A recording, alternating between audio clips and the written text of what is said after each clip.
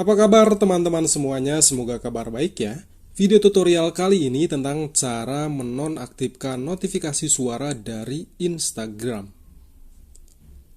Notifikasi suara Instagram ada kalanya mengganggu dan kita bisa menonaktifkan suara tersebut loh.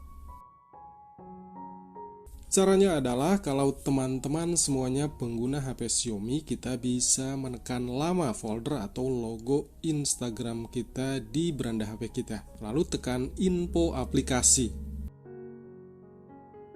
Kemudian masuk ke pengaturan. Atau kita bisa masuk juga lewat pengaturan. Pilih aplikasi. Lalu tekan kelola aplikasi.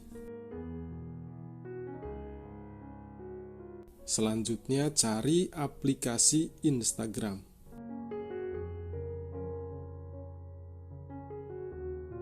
Setelah masuk ke info aplikasi Instagram, pilih notifikasi.